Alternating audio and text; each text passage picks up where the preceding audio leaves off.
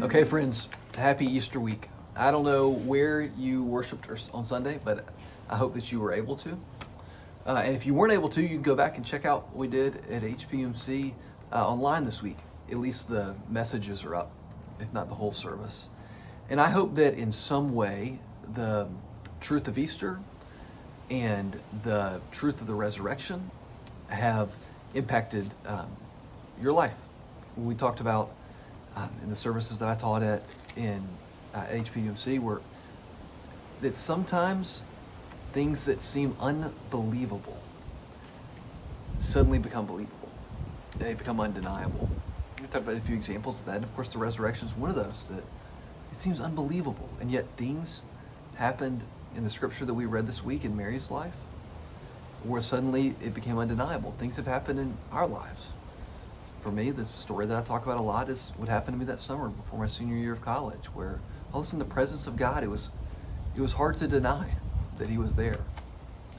You've experienced that in some ways also, I hope. And if not, you know people who have. One of the things that's amazing is that lots of really sane, sensible people believe in the resurrection. It seems unbelievable that sane, smart, well-adjusted, rational people believe in the resurrection, but it's also undeniable that so many do. I hope that in some way the truth of Easter, the truth of the resurrection is impacting you this week. And what I wanted to reflect on today is just the end of a psalm. The end of Psalm 118 says, "You are my God, I will praise you. You are my God, and I will exalt you.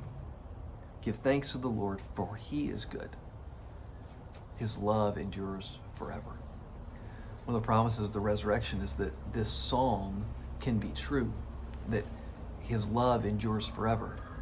Not in the way that our love endures, not even in the way that our love endures for the people that we love the most. God's love endures in a way that goes far beyond our human capacity. If my love for a person endures, that means that at best it lasts a lifetime.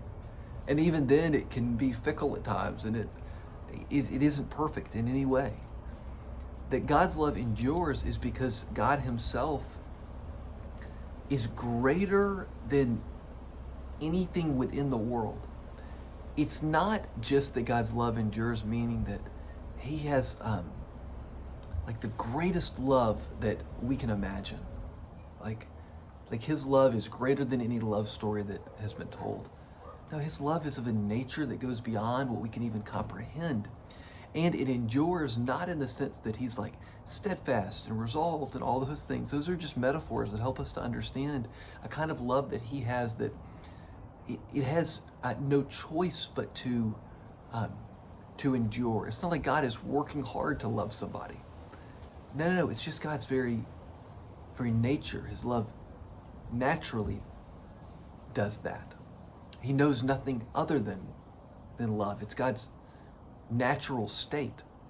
It's not our natural state. We have to be transformed into people who love, even just a little bit like He does. It's His natural state. His love endures forever, and we see that in the resurrection. What we see in the resurrection is that His mercy, His justice, His might, His love, all of those things are greater than even the greatest things in the world. I mean, the great thing that is certain in this life, as Benjamin Franklin said, he said, death and taxes, it's death. And we've talked about this when we talked about Lazarus, that death is the ultimate power, it's the ultimate certainty.